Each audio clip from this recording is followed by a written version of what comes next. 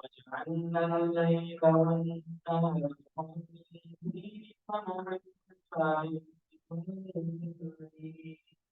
وجعلناها مبصرة لتبتغوا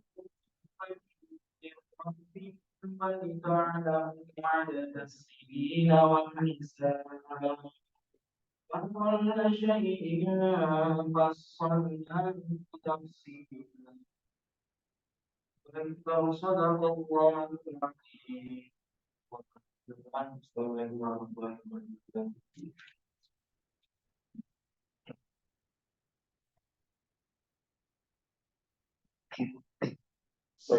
Sadaqallahul azim wa sadaqa rasulul karim wa ala dzalika minasyahidin wa syakirin. Syukran atas Mas Lutfi Hakim yang telah menyampaikan tilawahnya. Semoga yang membaca, yang menyimak dan mendengarkan mendapatkan keberkahan dan rezeki yang melimpah oleh Allah Subhanahu wa taala. Amin ya rabbal alamin. Baik, tanpa berlama-lama akan kita lanjut kepada acara inti kita, yakni penyampaian materi. Sebelum penyampaian materi, izinkan saya untuk membacakan CV atau kurikulum kita dari dua pembicara kita yang luar biasa.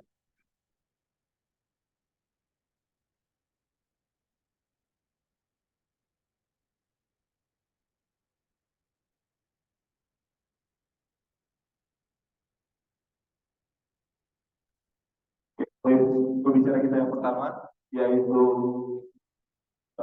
nama beliau adalah Dr. Muhammad Syuri Kurnia Rahman. Beliau lahir di Kediri pada tanggal 1992. Beliau beralamat tinggal di Jalan Kauman 47, Gurah Kabupaten Kediri, Jawa Timur. Dan berikut riwayat pendidikan beliau dari SD, MTS, SMA, dan beliau menempuh pendidikan dokter di Fakultas Kedokteran Universitas 11 Maret Surakarta. Beliau menempuh program profesi dokter Fakultas Kedokteran Universitas 11 Maret Surakarta dan dokter internship di RSM Siti Khadijah Gurah, dan sekarang sedang menempuh pendidikan profesi dokter spesialis penyakit dalam Fakultas Kedokteran Universitas 11 Maret Surakarta. Berikut adalah riwayat organisasi beliau. Beliau memiliki banyak sekali riwayat organisasi, yang dari ketua umum Badan Islam di Kota Kediri, jadi koordinator angkatan juga di BSMI, dan juga anggota bidang organisasi SKFK UNS, juga menjadi kepala departemen P dan K, menjadi kepala bidang organisasi SKI, dan juga ketua umum SKI FKWNS pada periode 2013-2014.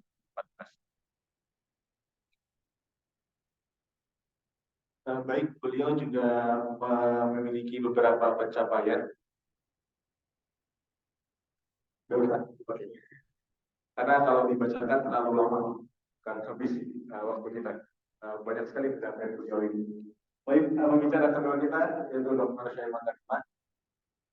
Beliau juga memiliki beberapa pencapaian yang sudah disebut dalam pertumbuhan 20 para beasiswa Kirwong 2016-2005, Festival Inggris Global Kuarta, 2005 UNS, Dikasih Teknik Masuk Nasional, dan berbagai macam asesmen yang bisa teman-teman baca di layar ini.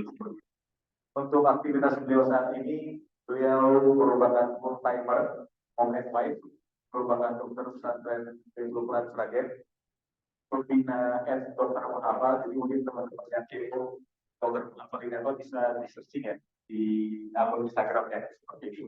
Untuk kegiatan seperti apa bisa dilihat langsung di akun Instagramnya. Juga beliau merupakan perintis bisnis online Makarima Online Shop. Dan untuk pendidikan beliau menempuh pendidikan dari TK di Maskur, SD di Depok, di SMP Ina Pasti Bogor, di SMA Daerah Pasti Bogor. Mungkin dokter saya masih tidak saya, tapi kita ada lulusan dokter saya SMP dan SMA yang Pasti juga. Dan beliau menempuh S1 kedokteran UNS dan juga pendidikan profesi kedokteran di UNS. Untuk organisasi beliau melakukan pembinaan untuk menghafal sampai sekarang, juga pernah menjadi wakil ketua wilayah ilmu Quran. Beliau juga pernah berkiprah di SKS AWNS, di BSFI, dan juga di Hospita SMP dan SMA di Bogor. Baik, berikut kita bacakan kurikulum vitae dari guru besar kita. Harapannya teman-teman bisa lebih mengenal tentang kerja ibu ketua besar kita dan mungkin bisa mengambil banyak pengalaman seperti itu, dan mungkin akan ada lebih banyak manfaat-manfaat yang akan disampaikan oleh pembicara kita. Baik, tanpa berlama-lama mungkin langsung saja saya panggilkan ke depan kedua pembicara kita, yaitu Dr. Syukri dan juga Dr. Suleiman Arifan.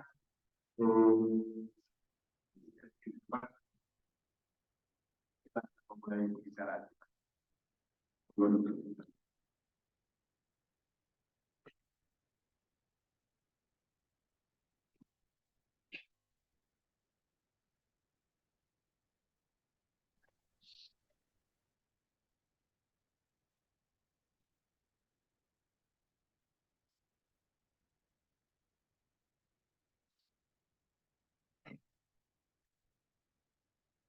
Mungkin izin saya mulai membuka dengan menyapa kedua bicara kita. Bismillah. Assalamualaikum Dr. Syukri, Dr. Saiman.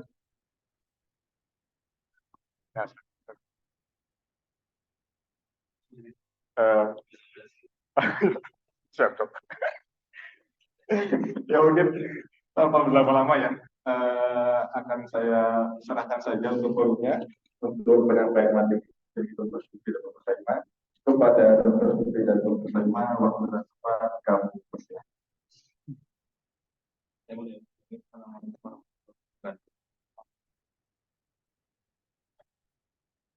Allahumma shalli ala sayyidina Muhammad.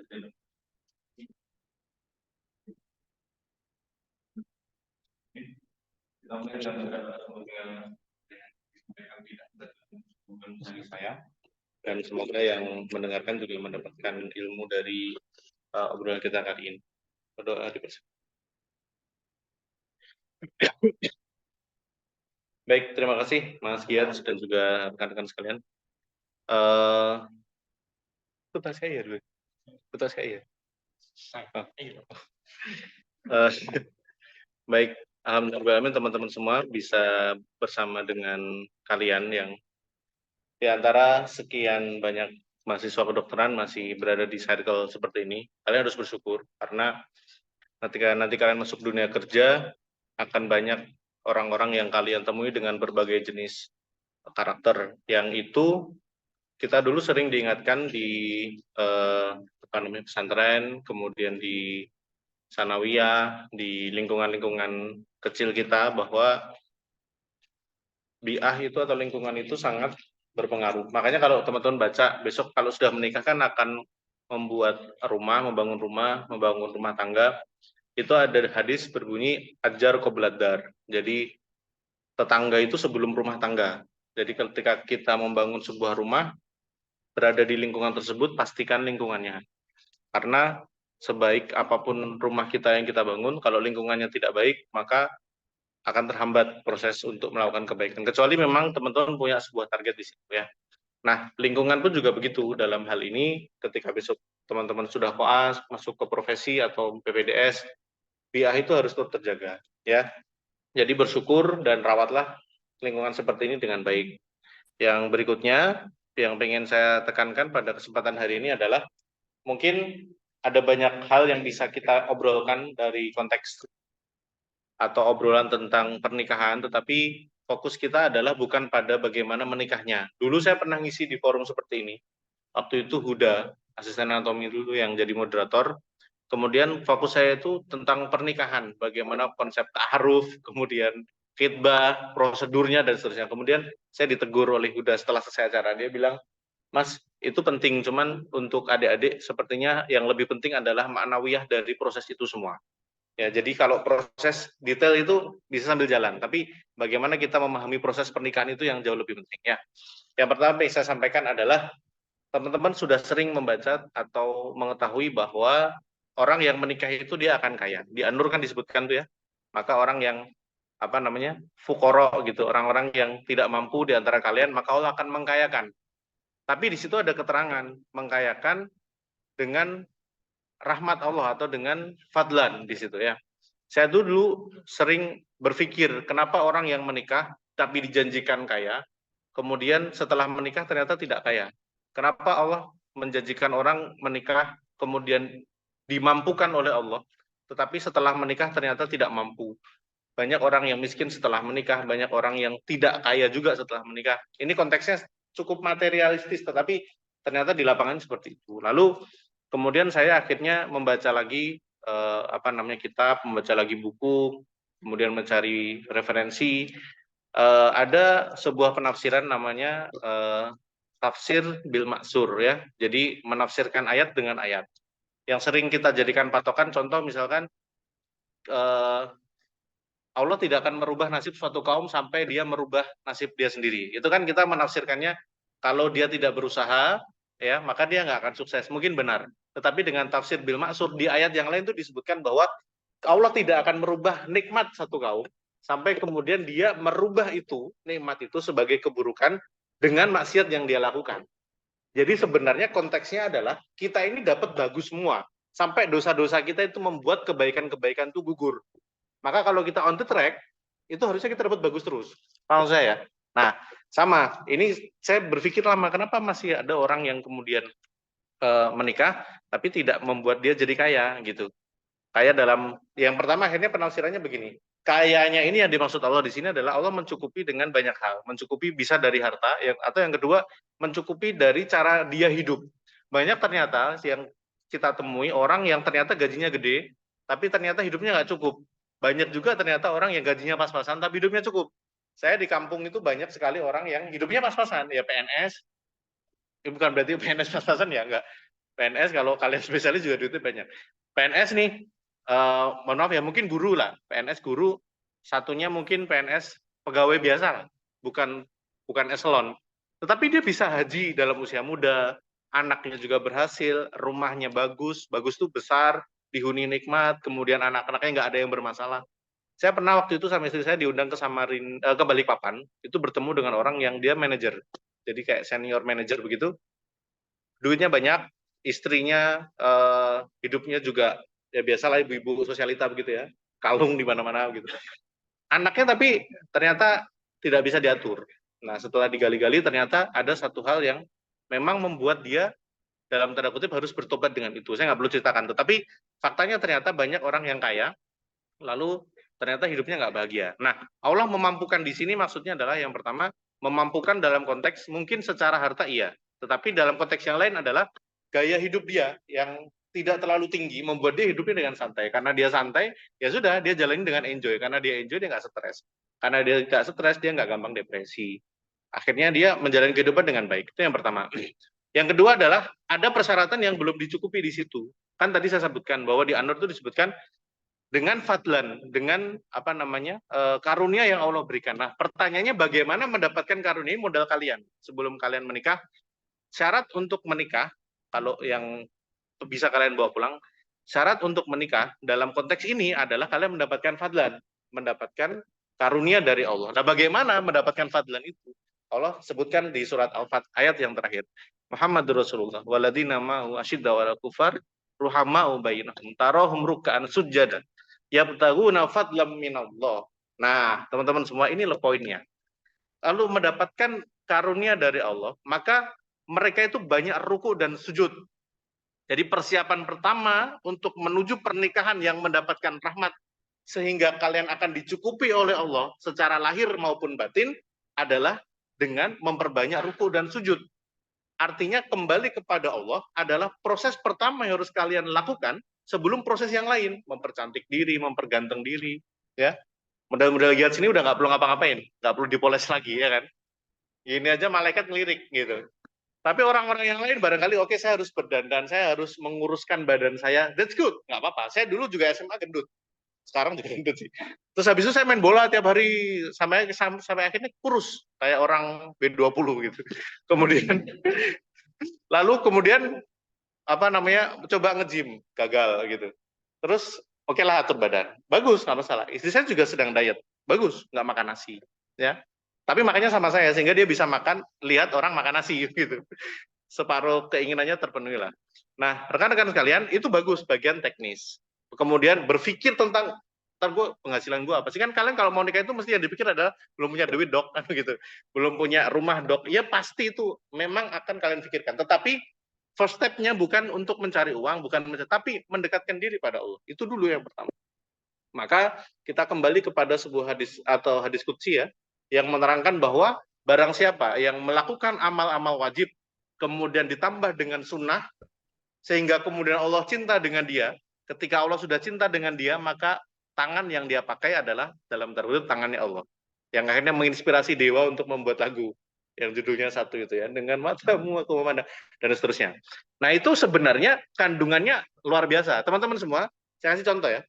Saya kalau di PPDS itu kan satu pasien datang dari IGD, kita periksa di Bangsal, periksa, kemudian kita asesmen ulang. IGD asesmennya adalah nyeri perut atas gitu. Kemudian dimasukkan dengan abdominal pain et causa gastritis erosif misalkan. Kemudian kita akses, loh kok ternyata nyeri perutnya di kanan. Nah, berarti kita terus mikir ulang kan, kenapa nih begitu. Di asesmen begitu, kira-kira satu pasien misalkan 1 jam.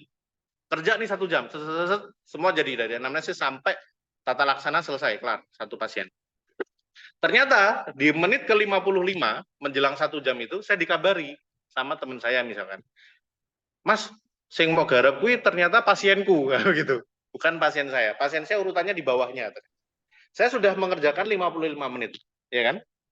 Pertanyaan saya, apakah pekerjaan saya itu ternyata efektif? Jawabannya tidak, karena yang saya kerjakan bukan pasien saya. Saya mengerjakan dengan mata saya, dengan tangan saya, tapi kerjaan saya nggak efektif. Nah, rekan-rekan sekalian, banyak hal seperti ini yang terjadi dalam dunia kita. Kita sudah mengerjakan sesuatu, tapi nggak efektif. Kenapa? Salah. Kemudian salah pengambilan keputusan, salah mencari jalan, salah mencari guru, salah mencari atasan, salah mencari perusahaan, salah mencari tempat kerja. Nah, itu bisa diminimalisir dengan apa? Dengan memperbanyak ibadah wajib ditambah dengan sunnah, sehingga apa yang kita lakukan itu dalam tanda kutip digantikan dengan dalam tanda kutip ya, tangannya Allah. Kalau tangan Allah yang kita pakai untuk melakukan sesuatu, maka nggak akan salah. Kalau kita tidak salah, maka tidak akan mengulang. Kalau kita tidak mengulang, berarti kerjaan kita efektif. Kalau kita efektif, maka dapatnya banyak.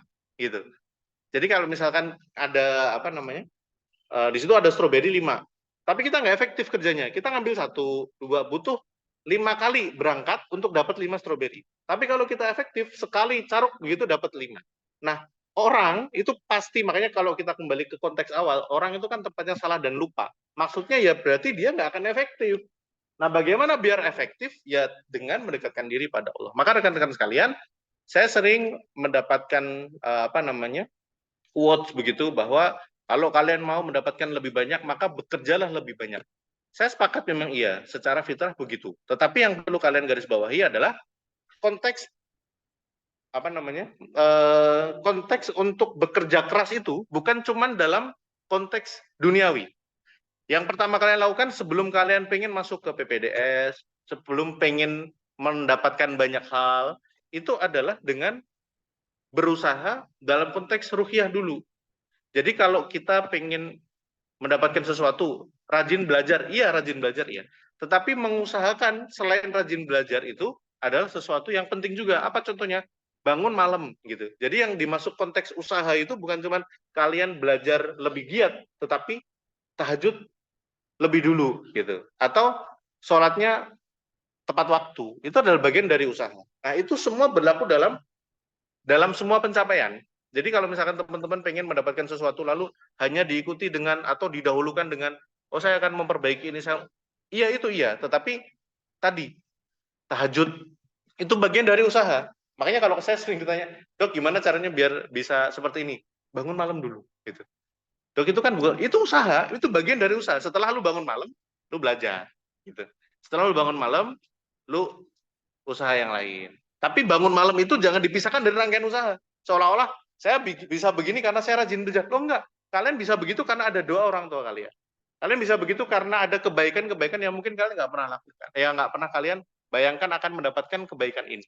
Jadi, untuk menikah pun juga begitu. Langkah pertama adalah perbaiki kualitas ibadah kalian. Titik. Ketika kualitas ibadah kalian perbaiki, maka semua hal yang akan Allah dekatkan pada kalian akan dekat dengan sendirinya. Itu yang pertama ya. Konteks yang pertama, semua termasuk dalam hal ini pernikahan adalah perbaiki kualitas ibadah kalian. Jadi coba kalian mulai sekarang berpikir apa yang bisa kalian jadikan sebagai ibadah pegangan. Yang jago tahajud. Yang jago sholat duha. Dok, saya belum bisa bangun pagi. Minimal subuhnya lah jamaah. Dok, saya belum bisa duha. Nggak bisa nyempatin waktu. Tapi sayang betul dengan orang tua. Ya, telepon orang tua tiap hari. Atau ngasih kado ke orang tua secara berkala. Ya itu bagus. Coba kalian pegang. Jangan sampai hidup tuh nggak punya pegangan. Kan begitu. Pegangannya apa? Ini orang sholatnya biasa aja. Ya, jamaah biasalah. Kemudian sedekahnya biasa. Tapi tahajudnya kenceng. Nah ini akan lebih bagus daripada mereka yang biasanya semua. Biasa gitu, nggak ada yang lebih. Coba pastikan ada yang lebih ya. Modalnya itu yang pertama. Yang kedua adalah teman-teman semua, pernikahan itu adalah proses untuk menguatkan tauhid kita. Jadi yang namanya jodoh, mau kau kejar sampai mati, kalau bukan jodoh kalian yang mati. Kira begitu ya. Nggak bisa, nggak akan bisa, demi Allah nggak akan bisa. Mau kalian usahain apa, kayak pelet, kayak apa, santet, nggak bisa. Ya, yang ada kalian suka sama dukunnya, gitu begitu. Nggak bisa diusahain segimanapun. Maka teman-teman semua ketika kalian mau mau menikah, sholat istiqoroh. Ketika sholat istiqoroh, prinsip sholat istiqoroh itu adalah kosongin. Makanya kan kalian kalau doa sholat istiqoroh ya, tahu ya. Istiqoroh itu kan doanya begini, ya Allah, saya yang tidak punya pengetahuan, dengan pengetahuanmu, gitu. Maka bimbing saya. Ya Allah, saya tidak punya apa-apa, dengan kuasamu, kan begitu. Doa istiqoroh begitu. Doa sholat istiqoroh itu selalu merendahkan diri kita, lalu menjunjung antagonis dari kita. Siapa? Allah. Kemampuan kita antagoniskan. Kita buat serendah-rendahnya. Kemudian kita junjung kemampuan Allah. Diletakkan superior di atas kita. Gitu. Jadi kita bodoh, Allah pinter. Allah yang bimbing kita. Kita bodoh, kita nggak punya apa-apa, Allah punya kuasa, Allah yang bimbing kita. Nah, maka pernikahan pun juga begitu. Jadi kalau kalian mau nikah, sholat istiqoroh, kemudian di takbiratul ihram itu Allahu Akbar, ada nama giat di kepala kalian, mbak-mbak sekalian, nggak bisa. Ya. Allahu Akbar ada, ya Allah tadi yang baca Quran dengan makom jiharkah yang sempurna tadi, ya Allah semoga dengan itu, nah gitu nggak bisa. Nggak bisa. Artinya apa? Kalian harus memperbaiki begitu. Nah, ketika kalian menuju proses pernikahan itu dan kalian mendapatkan konsep tauhid itu dengan bulat, maka insya Allah dalam konsep apapun kalian akan berhasil. Ini saya ulangi ya. Makanya saya kadang kalau nikah itu jangan mikir gandeng tangan cewek, gandeng tangan cowok. Oke, lu kalau udah nikah, udah akad nih, jebret akad, 2 hari ketiga masih enak. Lu 2 bulan, 3 bulan lu punya anak kecil. Ya, butuh beli pampers, butuh beli susu, lu masih sekolah, baru ngerintis awal jadi dokter, ya, nyeper kemana-mana, digaji satu pasien cuman 2.000, tukang parkir aja 3.500 bos, ya, lu udah meriksa satu pasien taruhannya nyawa digaji 2.000, ya, dok tapi kan pasiennya banyak, iya banyak, pasiennya banyak, tapi kan lu dapat cuma 2.000, kalau kebanyakan juga lu sakit bos, ya. Nah maka setelah kalian menikah, yang ada itu bukan hanya lagi tentang suami kalian ganteng, istri kalian cantik. Kadang tuh luntur, ya. Itu luntur semua warna itu. Ya, yang muncul adalah warna merek Pampers, ya. Warna susu, ya. Habis listriknya bunyi dan seterusnya. Ah, Dok, itu kan kalau kita nggak persiapan, Dok, kalian persiapan pun suatu saat bukan pasti. Mungkin ada di situasi itu. Yang barangkali kalian anak orang kaya pun barangkali ada di situasi itu. Ya. Saya dulu menikah dengan istri saya, dicukupi oleh orang tua saya. Tetapi kan kita nggak mungkin minta terus, ya. Dicukupi pun kadang juga masih kurang begitu. Karena kebutuhannya yang banyak. Saya waktu itu menikah sebelum koas deh. Iya kan? Oh, sebelum koas saya nikah. Bayangin saya koas sambil nikah. Ini anak lahir ketika saya koas interna. Anak saya yang kedua lahir saat saya PPDS interna. Ya, anak saya yang satunya lagi tidur di rumah, jadi nggak saya ajak sini. Ini lahir di Kediri, nggak saya temenin. Hampir nggak saya temenin. Saya temenin pas sudah bukaan kelima. Jadi tinggal, gitu. Saya datang, lahir gitu. Saya proses dari awal itu nggak saya temenin. Nah, rekan-rekan sekalian, banyak hal yang terjadi setelah pernikahan itu lebih dari sekedar suami lu cakep, bini lu cakep. Lebih dari itu. Ya, maka menikah itu bukan membeli wajah. Menikah itu membeli semuanya. Dengan apa kita membeli? Ya dengan tanggung jawab. Laki-laki membeli dalam tanda kutip semuanya, semua satu paket itu. Kebaikan dia, keburukan dia, ketidaksempurnaan dia. Dibayarnya dengan apa? Dengan tanggung jawab. Makanya di Islam itu kata-kata itu penting sekali. Saya tuh sama istri bersepakat. Alhamdulillah saya sama istri ini kan rada-rada bumi dan langit lah ya. Saya ini temperamental. Istri saya ini sabar sekali. Kalau kalian lihat prestasi juga bumi dan langit. Dia hufat berprestasi gitu. Belgedes saya nggak pernah kayak begitu dulu ya.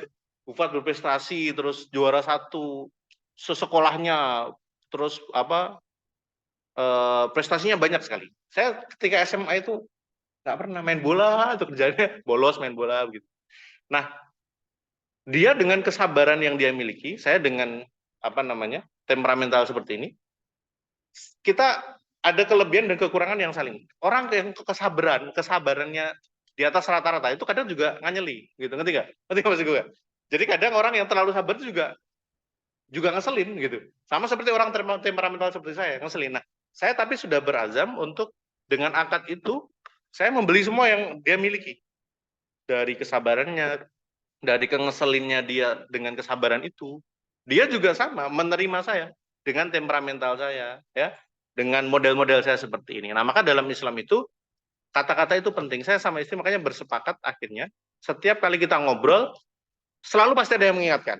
Jadi kalau misalkan apa namanya kita ngobrol nih, ngobrol tiba-tiba ngerasani orang gitu. Kemudian ada kalimat-kalimat yang tidak boleh diucapkan. Contoh, ya kalau misalkan aku jadi dia, itu kalimat haram di keluarga kami. Karena kalimat itu ketika diucapkan, diaminin oleh malaikat, ya, kemudian diijabah oleh Allah, suatu saat bisa jadi kita ada di situasi. Ya, dulu saya pernah yang namanya obrolan tua ya, jadi sama ayah saya itu ngobrol-ngobrol terus. Ada tetangga kami itu cerai berkali-kali, nah, ajaib ya, jadi cerai begitu. Kemudian ayah saya itu pernah cerita, kong kuwi dhisik le, kata dia begitu. Itu pernah ngerasani orang lain, jadi kita ngerasani orang yang ngerasani. Dia pernah ngerasani orang. Jadi ada suami istri, istrinya itu kira-kira mohon maaf ya, selingkuh begitu.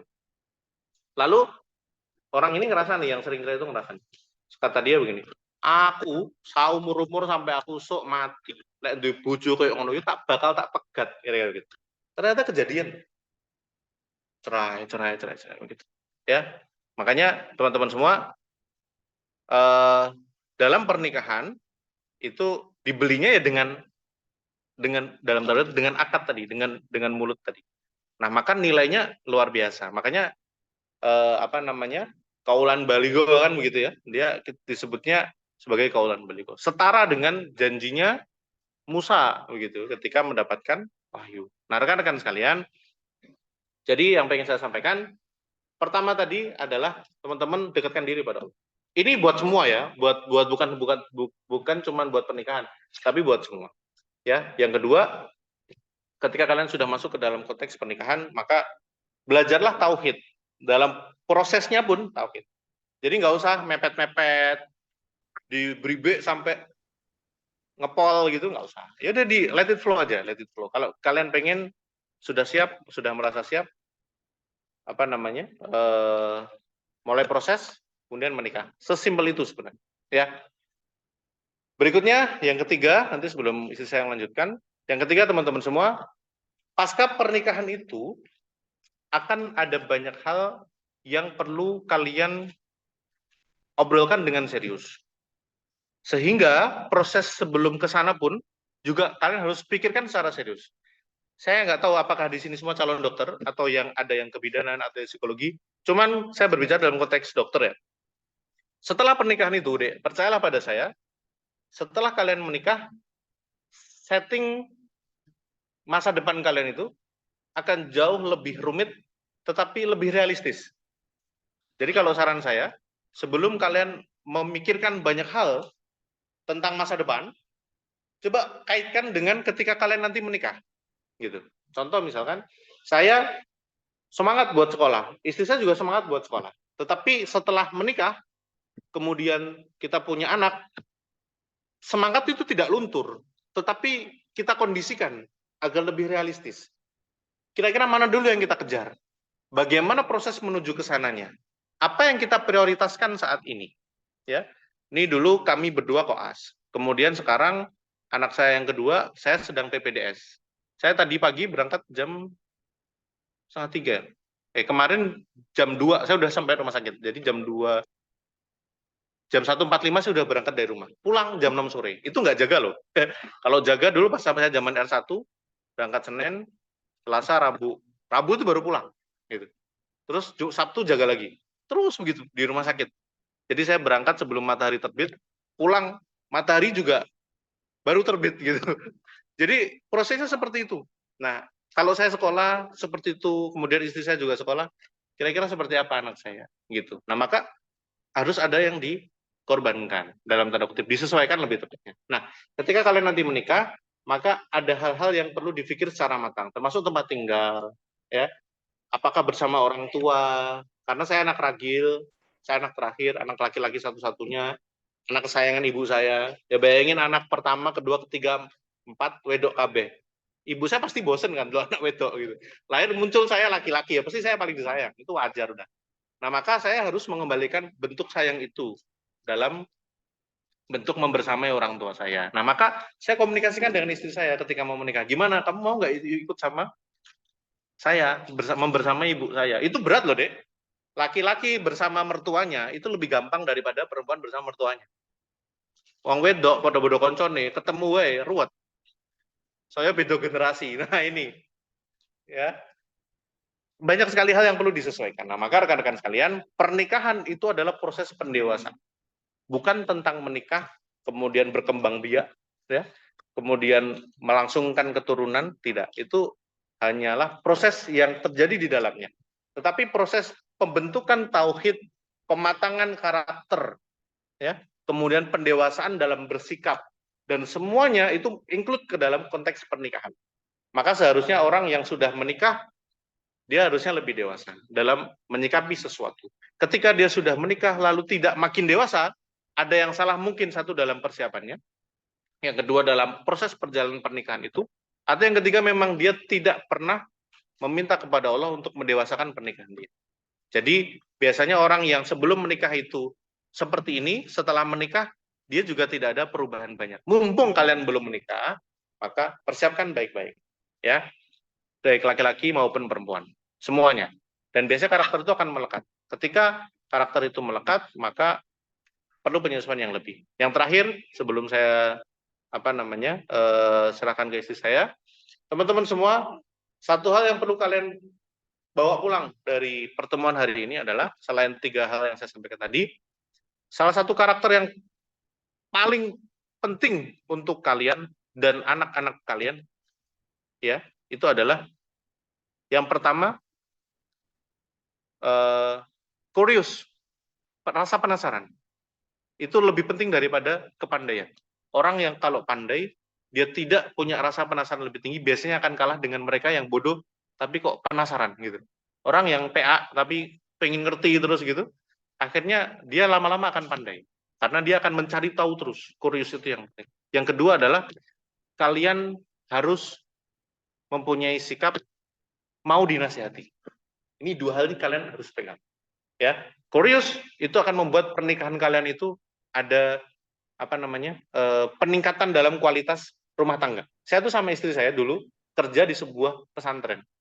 Gajinya itu saya ditanya loh, kamu mau gaji berapa?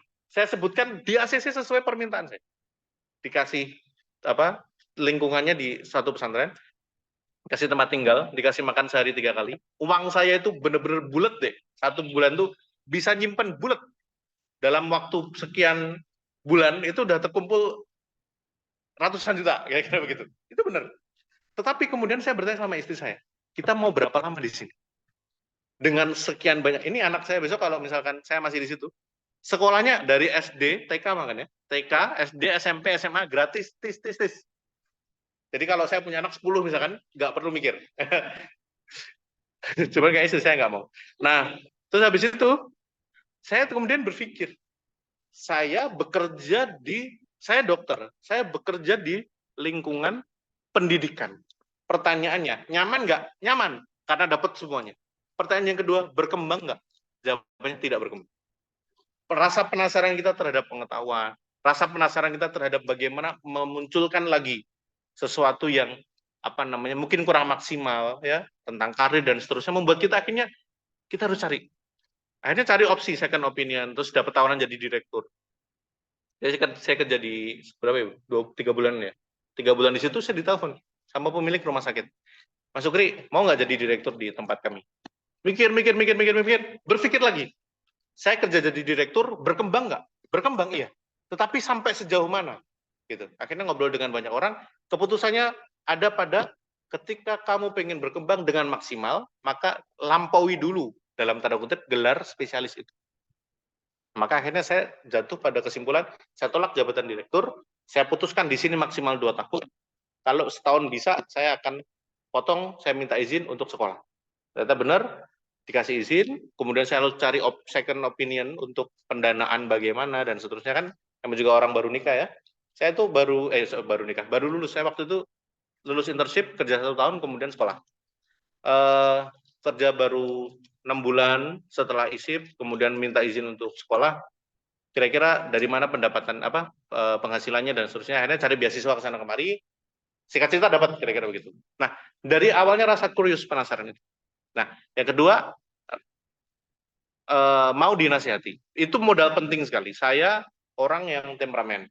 Saya ini dulu pernah menjabat sebagai Ketua Forum Silaturahmi Lembaga Dakwah Kampus seluruh Indonesia. Dari awal FSLK berdiri sampai sekarang, satu-satunya mahasiswa kedokteran yang pernah jabat ya cuma saya. Jadi saya ada potensi sombong, ya, merasa jago, merasa hebat ada. Tetapi saya coba berusaha memupuk itu, memendam itu dengan apa? Dengan mau dinasihati. Ya, sehingga ketika saya ada di posisi puncak, ada di posisi yang menurut saya hebat, selama saya masih mau dinasihati, maka saya akan berubah. Gitu. Nah, kalian juga begitu. Pernikahan juga akan seperti itu. Maka yang paling penting setelah kalian menikah, curious, ya, rasa penasaran untuk mengupgrade bukan cuma diri kalian, tapi kualitas pernikahan kalian. Dan yang kedua, mau dinasihati. Karena kalau sekali kalian nggak mau dinasihati, komunikasi akan terputus. Sekali komunikasi terputus, maka tali pernikahan itu lama-lama juga akan terputus. Karena yang menyambung pernikahan itu adalah komunikasi. Namanya istilahnya pillow talk, ya. Nggak usah dibayangin ya, Giat ya. Intinya suatu saat kalian akan berdua dalam satu bantal, kemudian ngobrolin sesuatu yang tidak penting, ya. Mungkin ada tikus barusan di depan rumah gitu kira-kira, kemudian dimakan kucing. Jadi pas lagi dimakan kucing gitu. Kemudian itu jadi obrolan yang menutup malam itu, bukan lagi obrolan tentang bagaimana ya kita besok menjadi profesor. Tidak begitu. Kenapa bisa ginjal itu melakukan proses filtrasi, bukan gitu. Tapi ngobrolin hal yang tidak penting. Itu kalian kalau sudah masuk ke sana, kadang disitulah mulai obrolan-obrolan tentang Bun, kalau bisa jangan gini deh, ya. Kalau bisa jangan gini. Nah, itu obrolan yang sebenarnya nasihat-nasihatnya ada di situ. Tapi ketika kita tidak mau menerima nasihat, nah ini saya belajar juga sih. Saya belajar, terutama saya, maka 2 hal itu yang perlu kalian pegang.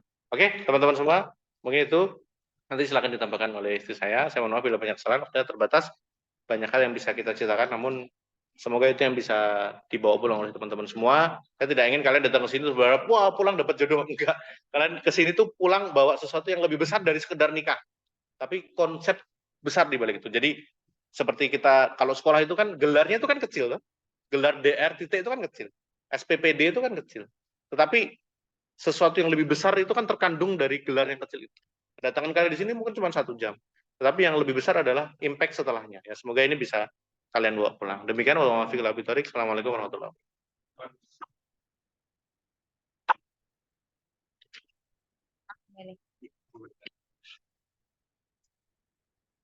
Bismillahirrahmanirrahim. Assalamualaikum warahmatullahi wabarakatuh.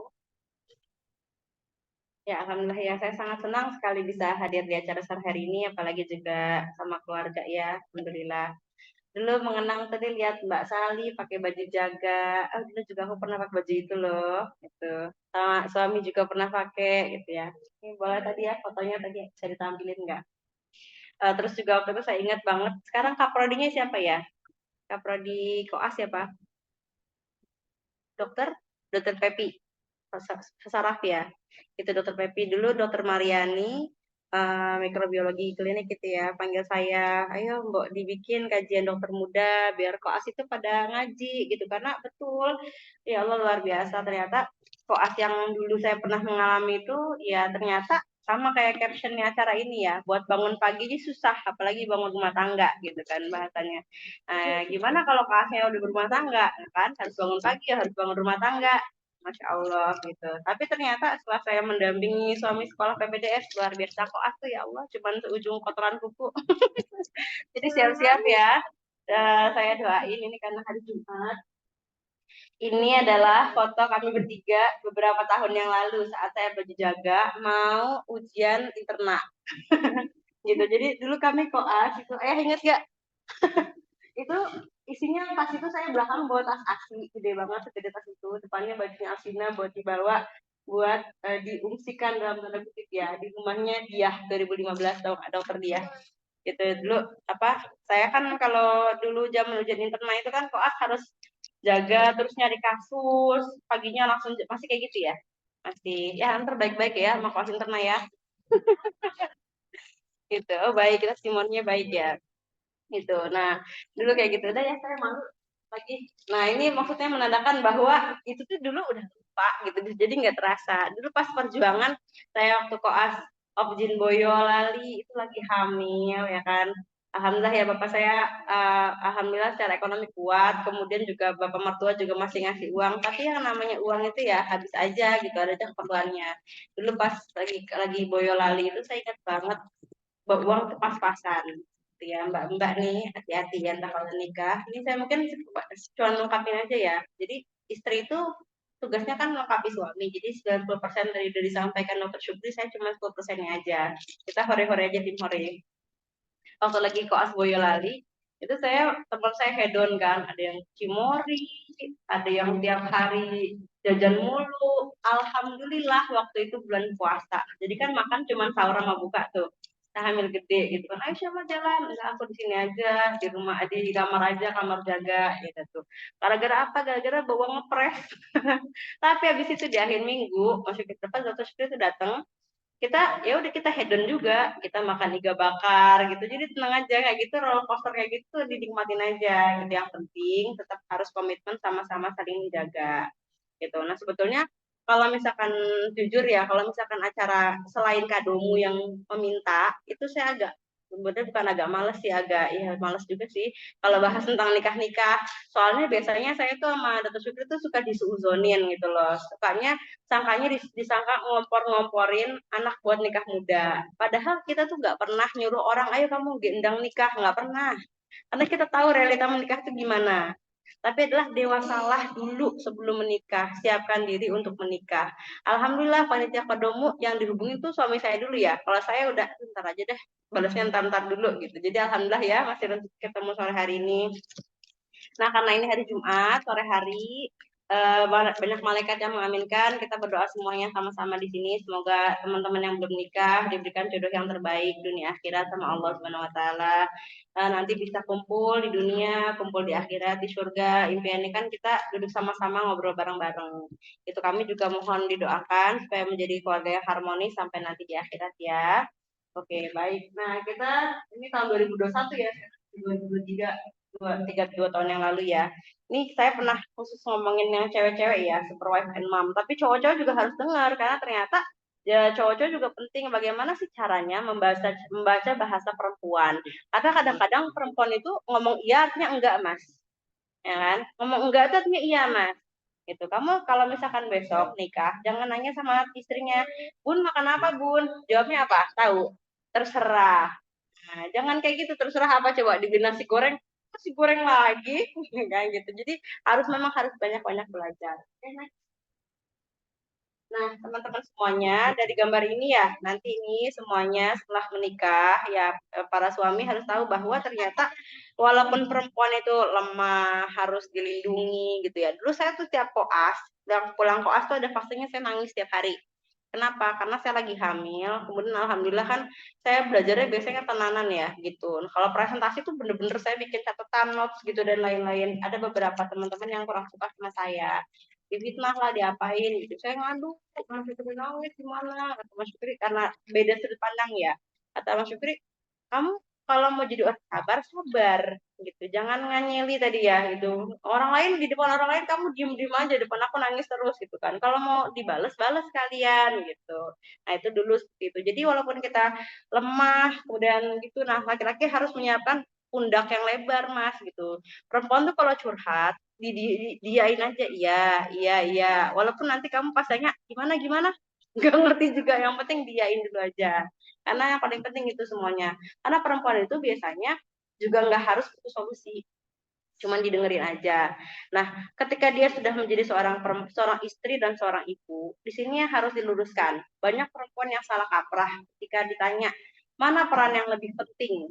Dua-duanya penting, seorang istri dan seorang ibu itu penting. Tetapi mbak-mbak semuanya perlu diketahui ketika sudah menikah, yang paling utama itu adalah bakti kepada suami gitu. Jadi harus betul-betul ketika kamu sekarang belum menikah, ketika ada orang melamar kamu, kamu harus buktikan diri kamu, kamu bisa betul-betul berbakti kepada suami.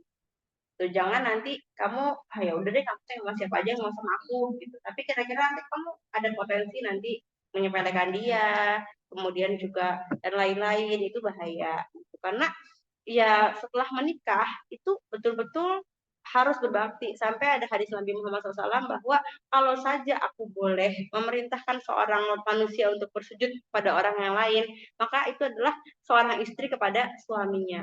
Itu.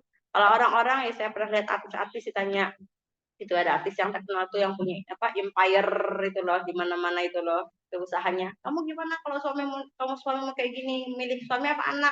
Anak lah, anak gua, kata dia, orang di rahim gua.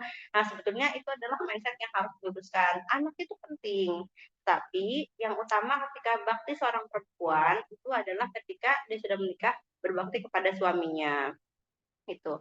Nah, masya Allah ya, ternyata dengan semua yang kita jalani, kayak misalkan saya alhamdulillah sekarang masih Allah kasih izin praktek, kemudian juga menjadi pendamping suami sekolah gitu kan. Saya tuh dulu berdoa, ya Allah aku pengen punya cita-cita antar jemput suami sama anak. Beneran dong sekarang terjadi ya kan. Muardi jemputin, nganterin gitu. Anak-anak juga nganter jemput sekolah gitu. Jadi betul-betul sekarang semuanya sekolah kecuali bunda. Bunda sekolah kerjanya di tempat sekolahan juga. Jadi aku ikut-ikutan sekolah ya, sekolah SD, SMP, SMA gitu. Nah, ternyata masya Allah perempuan itu punya multitasking yang menakjubkan gitu. Jadi kadang-kadang yo sambil jualan, yo sambil praktek, yo sambil yang lain-lainnya. Nah, tapi yang paling penting adalah kita bagaimana bisa membesarkan apa namanya ke lapangan hati kita. Jadi kalau misalkan saya itu kurang lebih sudah 7 tahun menikah dengan Dr. Syukri ini, yang paling saya rasakan adalah bagaimana kita bisa melapangkan hati. Itu yang paling penting. Kita selesaikan dulu diri kita sendiri. Ya, kalau kata Ustadz Bendri, beliau bilang cinta itu salah satu tolak ukurnya adalah ketika dia itu bisa menerima dengan lapang, tidak emosional, tidak gampang marah dengan apa yang terjadi, tidak tersulut gitu ya. Jadi kalau misalkan ya ibaratnya ada anak kecil nih ya umur 6 bulan misalkan. Terus kemudian kita lagi makan, telur kita dimasuk-masukin ke mulut padahal mulutnya mungkin ada ilernya dan lain-lain, kita kan ya udah maklum mau gimana lagi kan umur 6 bulan gitu. Nah, sama seperti itu ketika kita sudah lapang hatinya, kemudian tidak emosional, tidak reaktif gitu dengan caranya masing-masing ya gitu. Nah, itu adalah bukti tanda cinta gitu. Walaupun tidak boleh dipendam. Jadi kalau misalkan ada emosi tapi kemudian dilupakan, pura-pura lupa, akhirnya dia akan meledak bagikan bom waktu gitu. Jadi nanti harus ketika kita memiliki jiwa yang lapang, tapi kita juga harus pandai-pandai dalam mengelola komunikasi. Saya punya pasien datang ke saya, "Dok, saya tuh suka blank kalau naik motor." "Hah, gimana nih? Kenapa bisa blank gitu?" saya bingung juga saya sakit apa gitu, bingung gitu. Ternyata setelah saya ajak ngobrol dan ke psikiater aja dulu, gini ngobrol sama suami. Ternyata dia itu selama ini tuh kebebanan karena sudah 5 tahun menikah terus belum punya anak. Itu bukan hal yang mudah loh ya. Dulu saya kasih koas aja tuh ya. Koas kan gak wajib banget punya anak kan, orang urus dirinya udah susah kan gitu. Nah itu tuh baru juga 1 minggu nikah itu udah ada dosen yang tanya, iya sih Rong, iya 1 minggu, saking pedulinya orang Indonesia ya sama tetangganya, sama muridnya, sama semuanya, itu banyak banget yang tanya gitu. Jadi seperti itu, apalagi dia 5 tahun menikah belum punya anak, itu stres banget. Tapi stresnya dipendem sendiri sampai akhirnya kena kan, dari psikis kena ke fisik gitu, sampai blank dan lain-lain, sampai udah EKG semuanya normal, tapi kok sering kayak apa berhenti gitu sebentar katanya jantungnya, kan kita yang dengar horor ya gitu. Nah ternyata kemarin dia udah happy ceria, kenapa nih Miss, ada apa sih Miss gitu. Oh saya udah ngobrol dok sama suami, ternyata obatnya ngobrol sama suami. Mana aja lu dalam hati aku kan, tapi ternyata bukan hal yang mudah gitu, karena laki-laki punya pikiran dan pandangan sendiri, perempuan pun begitu, cara bahasanya sudah berbeda gitu. Nah nanti makanya kenapa harus tetap never stop learning, itu kita supaya tahu gimana sih caranya berkomunikasi yang baik, bagaimana sih manajemen hati yang baik. Laki-laki maunya begini, aku tuh diem aja bukan karena udah nggak sayang sama kamu gitu, tapi aku tuh lagi mikirin besok harus kasih makan apa, kerjaan berat gitu. Yang perempuan, ya kenapa tuh ya kok pulang kerja kok cemberut aja gitu. Nah itu harus terus belajar gitu ya mbak-mbak semuanya. Nah kemudian lagi apa? Kenapa sih? Alhamdulillah ya, ini yang datang banyak banget loh kajian ini gitu. Kenapa sih tentang bahasa nikah muda tuh nggak pernah habis topiknya? Yang datang itu selalu banyak dari zaman saya dulu preklinik sampai sekarang ya, kajian pranikah tuh wah pokoknya rame banget lah. Mungkin ada juga tipe-tipe ustadz yang nyampainya cie-cie gitu, guyon-guyon gitu, sehingga memang seru gayeng gitu bahas tentang nikah gitu. Nah kadang-kadang kita tuh tidak sadar terhadap realita ya, bahwa yang dihadapkan itu adalah sesuatu yang halusinasi gitu kan. Nanti aku pas nikah itu yang diundang itu misalkan Ben Noah ya kan, nikahnya di hotel termegah di Jakarta gitu, terus habis itu souvenirnya pakai emas 24 karat gitu dan lain-lain gitu. Bahkan apa namanya, pokoknya aku nanti cincinnya mau berlian yang harganya 30 juta misalkan kayak gitu. Itu halu banget, ternyata yang datang tok tok tok, Mas kok gitu. Nah itu harus ternyata Mas Koasnya bapaknya direktur bank kan, tetap kalau enggak anaknya Pak Ahok yang gajinya 8 miliar beberapa tuh sebulan gitu. Nah ternyata nggak masalah juga bisa merealisasikan event itu. Nah tapi di situ kita harus benar-benar apa namanya, mengendalikan ekspektasi kita, bahwa ternyata menikah itu adalah ibadah terpanjang dan ibadah terlama. Jadi harus saling menguatkan ya, ketika nanti suaminya down, istrinya hadir, istrinya juga down, suaminya juga hadir gitu. Yang itu kita melangkah sama panjang dan sama pendeknya itu bareng. Itu yang paling penting ya gitu. Nah, kemudian kita juga harus saling terus mengenal. Walaupun saya sama Mas Syukri ini sudah menikah 7 tahun, kita harus saling mengenal kira-kira apa sih yang belum kita ketahui. Oh, ukuran sepatunya ternyata 43, minusnya berapa. Oh, kalau misalkan lagi lapar tuh, misalkan kayak gini-gini. Perempuan juga gitu, Mas nih. Mas Syukri tahu nih, kalau aku ruwet, yang disuruh mandi dulu mandi. Karena biasanya tuh aku bagikan orang yang berbeda sebelum dan setelah mandi gitu, Pak. Gitu. Nah, itu harus diketahui mas-mas semuanya. Ta'aruf itu bukan hanya ketika awal menikah, tapi juga harus terus menikah. Ketika sudah menikah juga harus lanjutkan. Nah, Mbak, langsung ke potensi aja. Tadi udah dijelaskan banyak sama Dr. Syukri ya. Oke, next.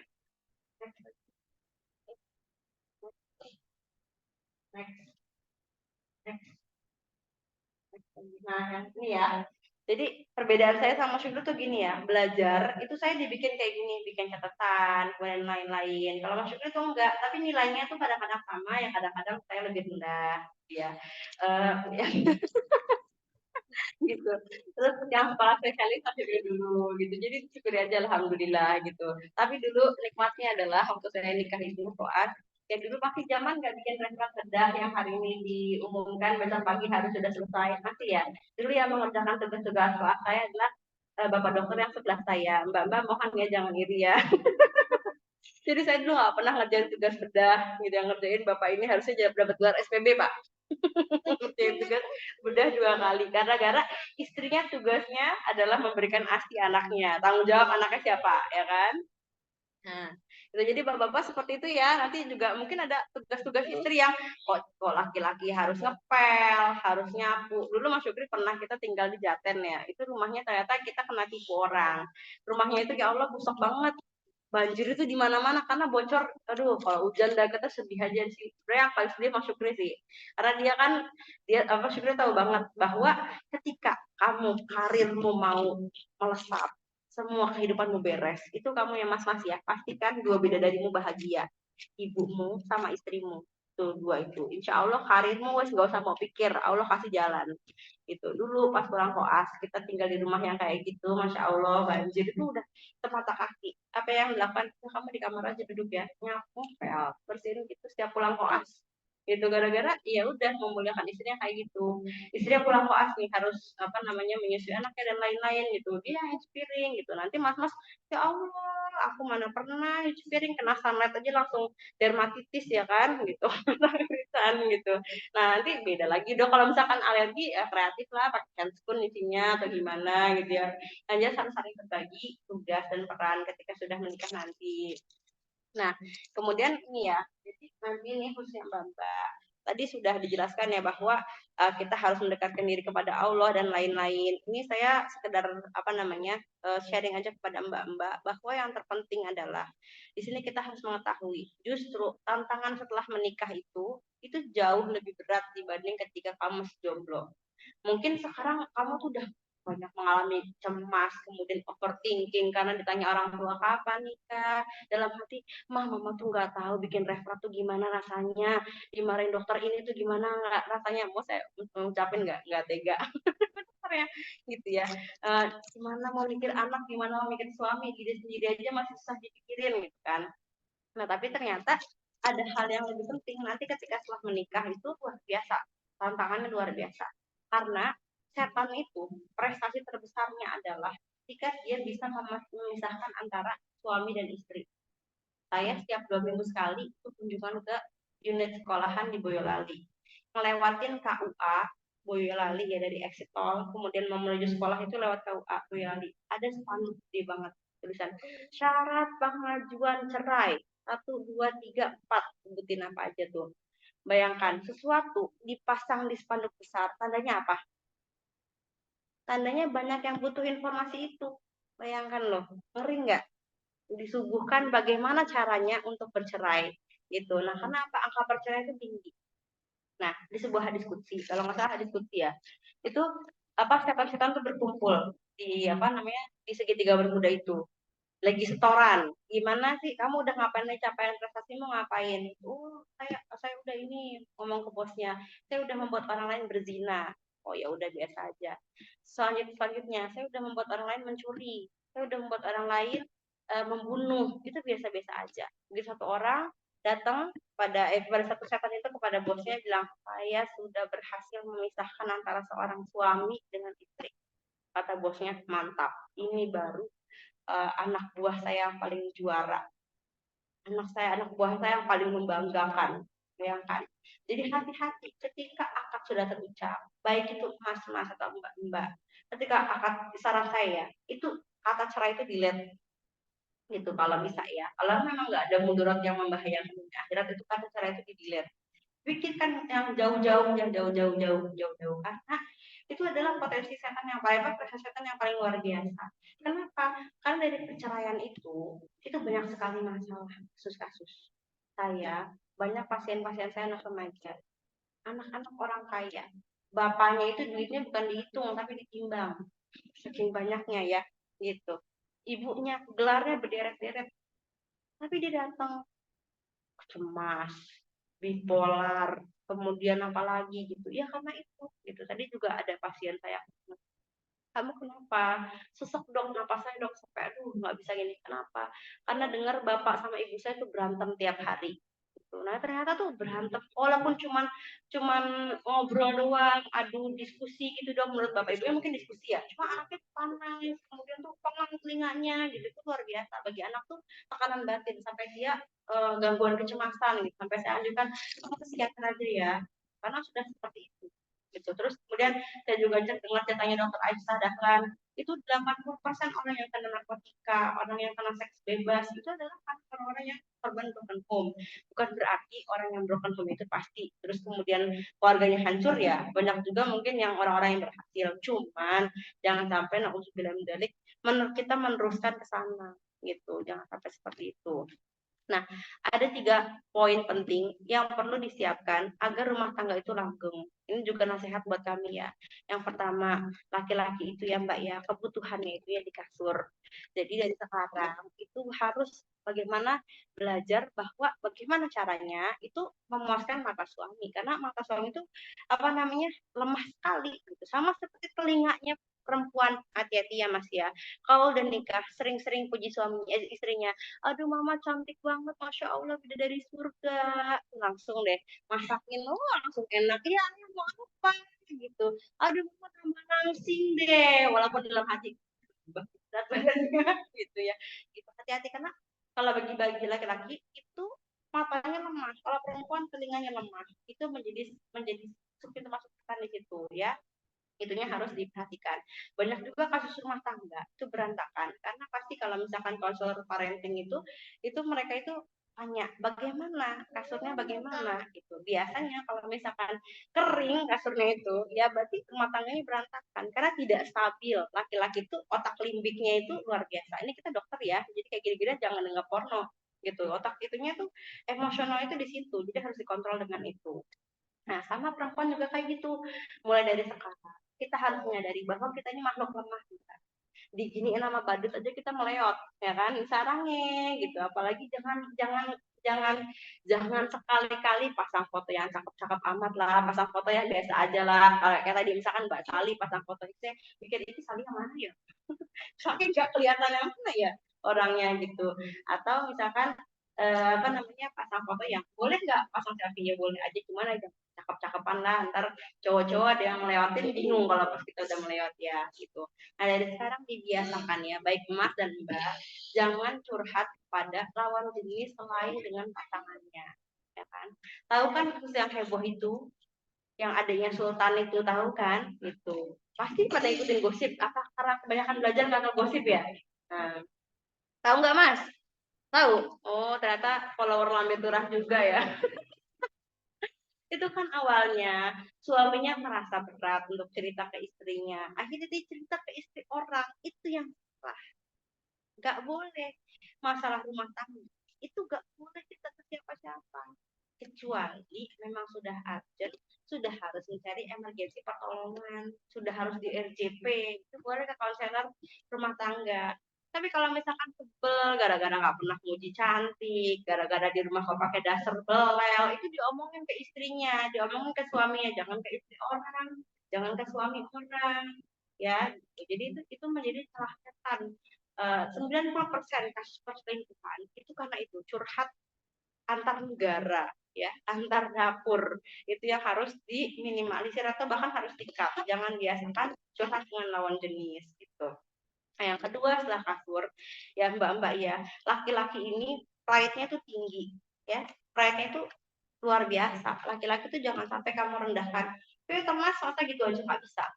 Langsung itu menghujam mereka. Jadi sekarang walaupun kamu punya segudang prestasi, ketika depan suami itu kita menjadi anak yang ini aja lah, anak yang lemah aja lah depan dia, ya kan? Tiba-tiba kalau di kosan bisa angkat galon, kalau ini aduh Mas tolong angkatin galon Mas, itu mereka seneng jadi superhero. Walaupun lama-lama kesel kenapa sih Bun beli galon terus, udah beli pencatan aja loh biar nggak usah angkat galon gitu. Tapi mereka seneng direpotin gitu loh. Terus yang tadinya bisa nyetir lama-lama, tolong buat nyetirin gitu loh, gitu loh. Tolong itu kayak gitu, itu mereka seneng. Gitu, pokoknya jangan sampai menanyakan tanggung jawabnya. Tapi Mas, kamu tanggung jawab nggak? Itu mereka sangat terluka. Ya hati-hati gitu, karena itu bisa menjadi celah untuk berpisahnya antara suami dan istri. Dan yang ketiga adalah itu freedom. Suami itu harus diberikan kebebasan. dulu misalkan mereka masih suka nongkrong di Miro ya kan, terus kemudian apa namanya mabar gitu-gitu dan lain-lain, selama tidak merugikan, selama dia masih ngasih nafkah baik, membina rumah tangga yang baik gitu, itu jangan dicacakin. Udah silahkan, kalau kamu mau main sama temenmu boleh, tunggu gitu. Jangan tiba-tiba ping ping ping ping, mas kamu di mana mas? Kok chatku nggak dibalas, teleponku nggak diangkat lagi sama cewek lain ya gitu. Nah itu tuh yang aduh annoying banget mungkin ya bagi laki-laki. Tapi mas juga tahu diri ya, istri di rumah udah capek ngurusin diri sendiri, ngurusin anak. Kalau misalkan bisa segera pulang, pulanglah ya. Kan senang ketemu anak sama istri. Kalau teman-teman nongkrong membawa kebahagiaan, apakah surgamu itu tidak lebih membahagiakan di rumah? Gitu ya. Jadi seperti itu ya Mbak-mbak ya. Jadi untuk menjalani lika-liku rumah tangga itu ya perlu banyak-banyak kita tuh meminta tolong sama Allah Subhanahu wa taala. Karena ternyata kasus-kasus di lapangan itu ya banyak anak-anak yang jadi mental illness ya kan, kemudian gara-gara korban orang tuanya itu tidak harmonis gitu. Saya pernah membaca ya sebuah tulisan bagus gini, sebaik-baiknya kado untuk seorang anak adalah hubungan yang harmonis antara ayah dan ibunya. Harmonis bukan berarti tidak pernah berantem, tapi bagaimana bisa memanajemen rumah tangga dengan baik. Ya semoga Allah menjadikan kita sebagai keluarga yang harmonis, bahagia dunia akhirat ya, Mbak-mbak semuanya dan Mas semuanya. Dari saya cukup sekian, silahkan nanti kalau misalkan mau ada yang mungkin diskusi ya, kalau misalkan ada waktunya. Saya tutup dulu, mohon maaf atas kesalahannya. Terima kasih banyak. Assalamualaikum warahmatullahi wabarakatuh.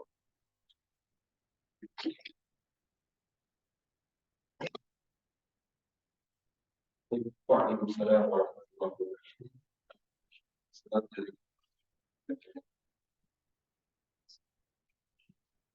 Mungkin tanpa berlama karena sudah rumah ini, dan saya buka sesi tanya jawab. Yang pertama untuk yang komplain terlebih dahulu. Jadi kita iklan beberapa lagi. Monggo, masih ada pertanyaan. Silakan sampaikan namanya, terus arah menyaksikan koas atau fakultas apa, dan silakan disampaikan pertanyaan. Terima kasih.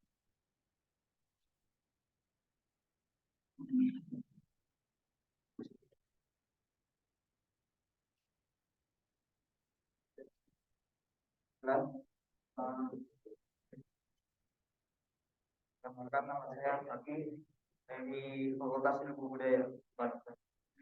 Pertanyaannya, ini ke Bundang Dia, kalau misalnya ditanya udah 2023 nih, tapi kok belum sama si dia, itu bagaimana? Ya.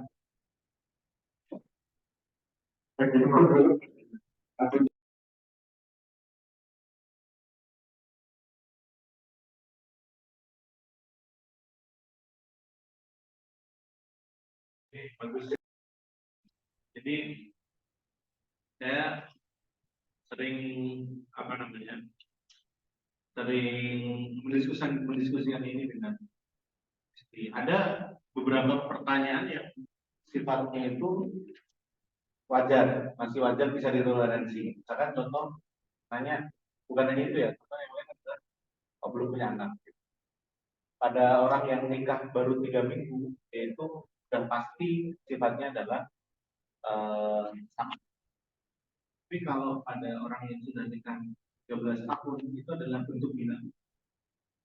Dan saya selalu jadi tadi di sampai istri saya, pas koas, saya sama istri saya beda orangnya. Saya tuh terima kalau saya dipukilin orang, gue pukilin 2 kali gitu. Gak hati lu di situ. Gitu. Jadi lu tinggal gue tidur, gue tinggal lu pergi ke Maldives gitu. Jadi kalau dia misalkan jaga nih, saya kok dikasih program jaga koas misalkan.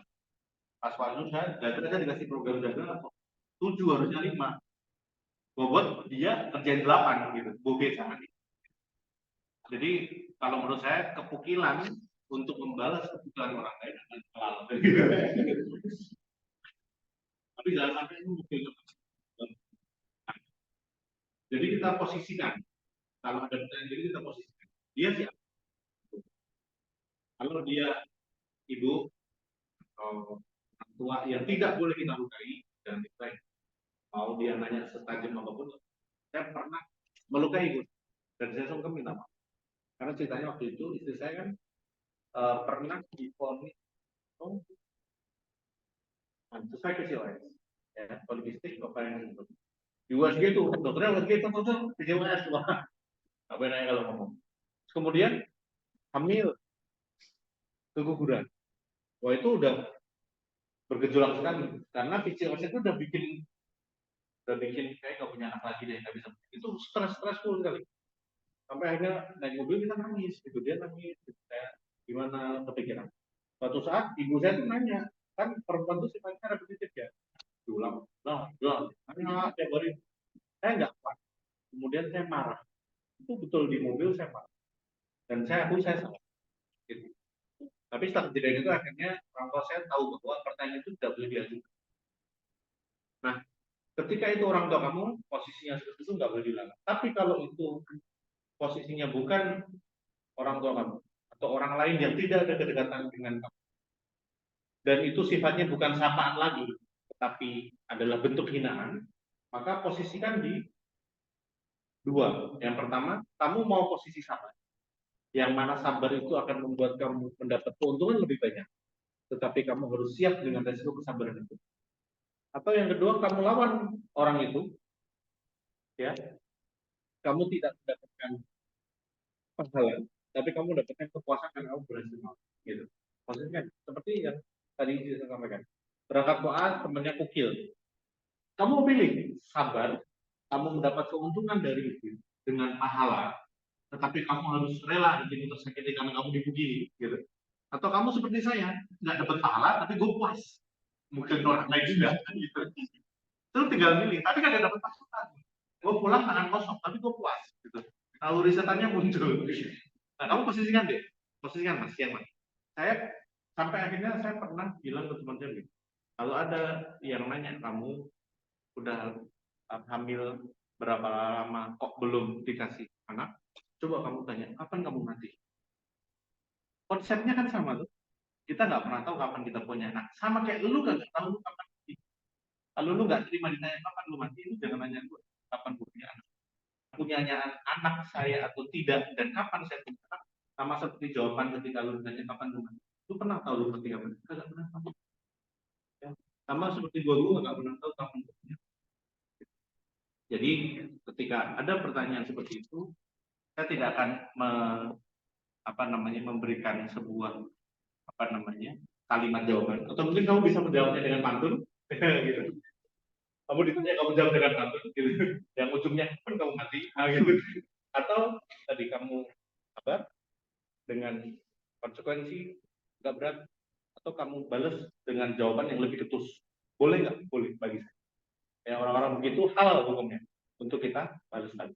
Dan itu nggak masalah. Sombong kan ada tuh hadisnya. Sombong kan bagi orang yang sombong kan. Tapi jangan dipakai bulat-bulat ya. Sombong kok, anggap dia sombong kan nggak boleh begitu. Itu kalau memang itu konteksnya. Saya pernah kok suatu dengan mengganggu. Saya tidak jawab dengan enggak, gua pasang badan. Belum tahu. Saya pasang badan. Artinya kalau lu, gue pengen ngasih tahu, pertanyaan lu jangan lu ajuin di depan. Gue nggak suka sama cara lu bertanya. Boleh, tapi kalau baru nikah 2 hari 3 hari santai aja lah. Tapi kalau lama-lama, paham ya? Kira-kira. Udah gitu.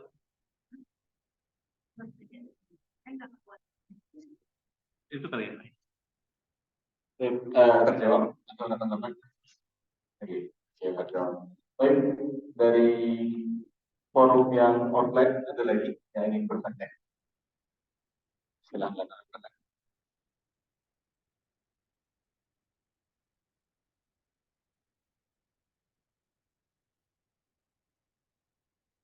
Oke, baik, kalau tidak ada mungkin saya dari Zoom atau ya forum online juga. Ini izin bertanya pada Kang Syukri, itu bagaimana manusia yang tidak pernah sempurna dan berulang dalam melakukan kesalahan. Bagaimana cara atau metode Mas Syukri dan istri mentolerir kesalahan bersama lain? Atau saat ada masalah rumah tangga, bagaimana cara menyelesaikan permasalahan tersebut? tanggal 10.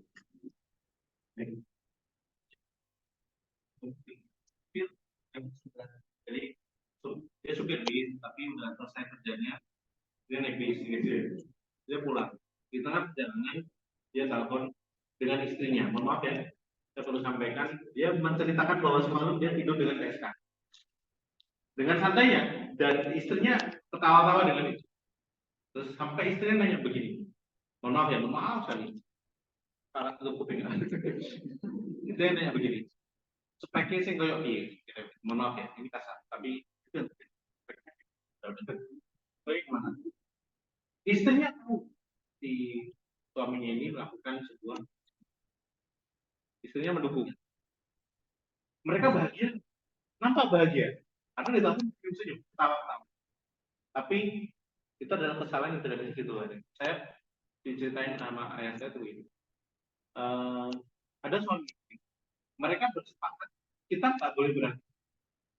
Tetapi yang istri tahu bahwa sang suami ini untuk naik karirnya, jabatannya, dia harus menyerahkan semua termasuk itu ya, percakapan. Si perempuan juga begitu. Suaminya tahu bahwa istrinya ini pengen naik jabatan, dia harus kami dengan direktur-direktur yang lain dan ke Bali berdua dan seterusnya. Nggak pernah berantem deh, pernikahan nggak pernah. Tapi mereka melakukan kesalahan atau satu dosa yang tidak boleh dilakukan.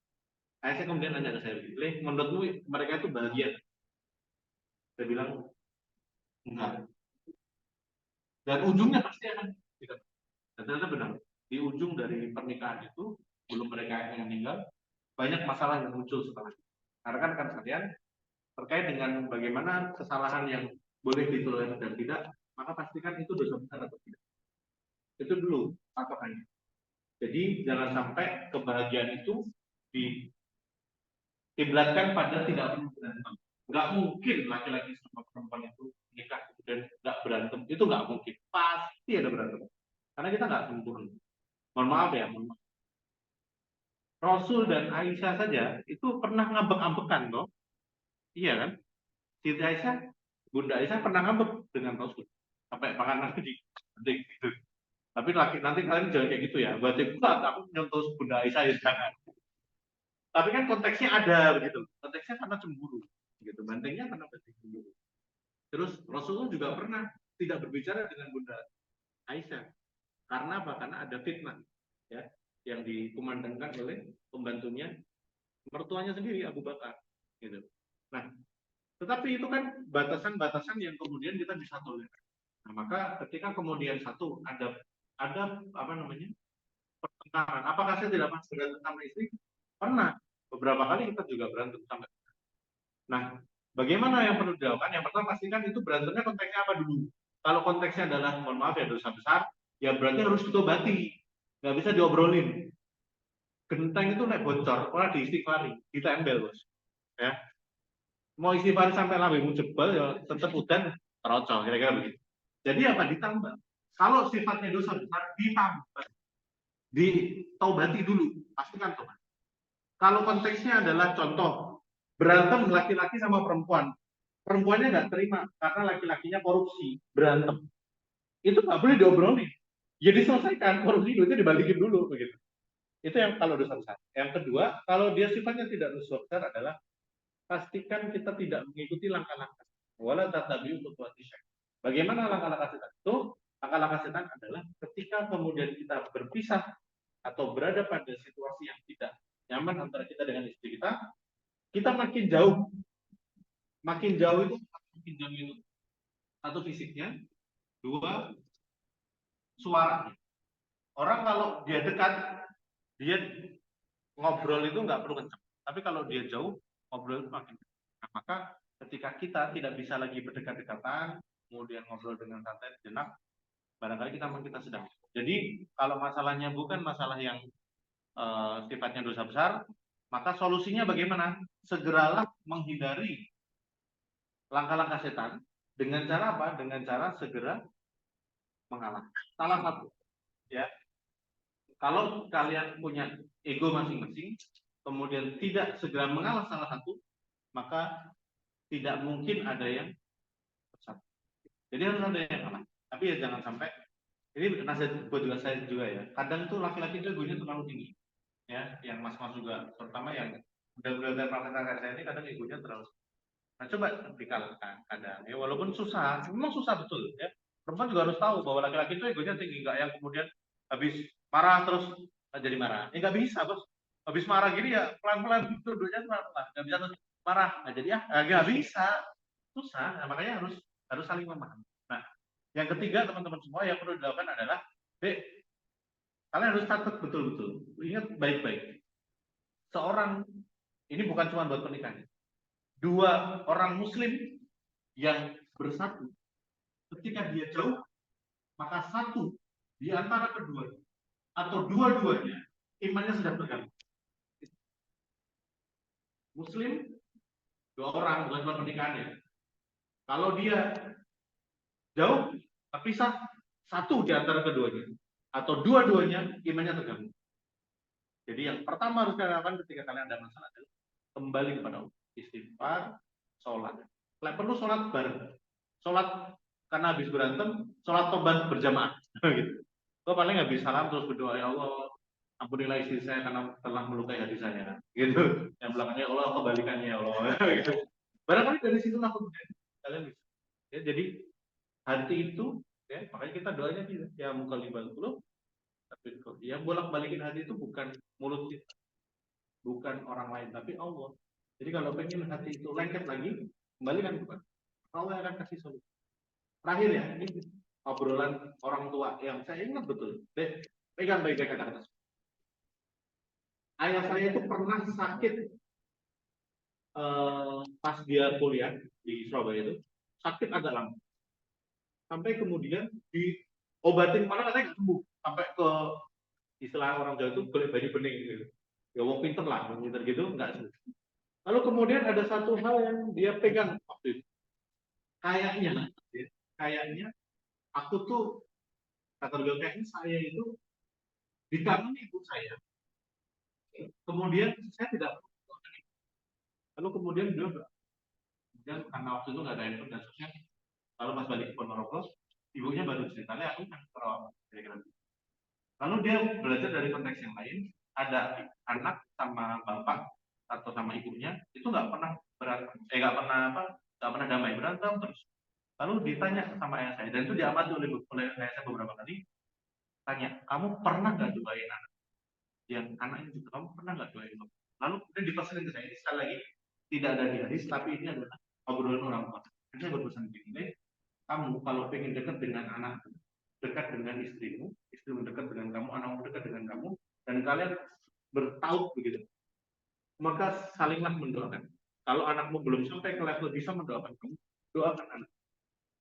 Kita berapa sering sih berdoa kemudian menyebut ya Allah, ibu kita, anak kita doakan? Jarang sekali.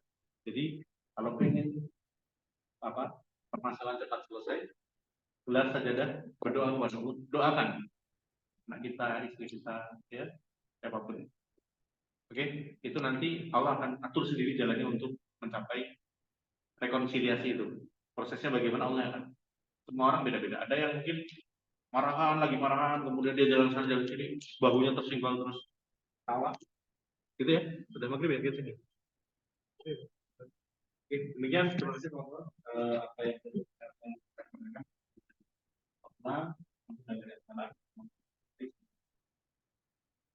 Waalaikumsalam.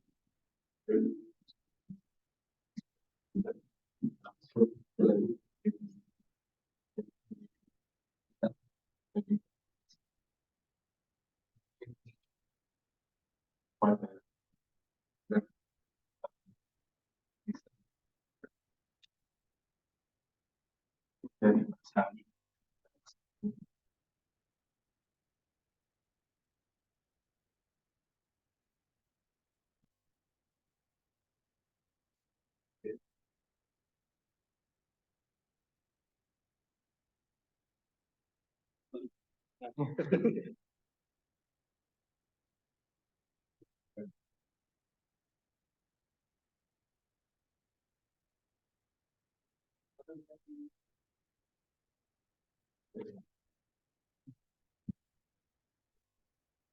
Yang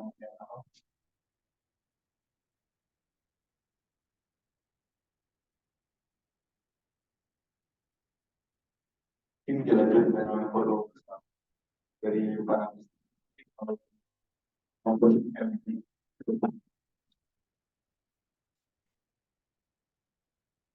Oh, sini aja. Oh, iya, iya. Iya. Oke.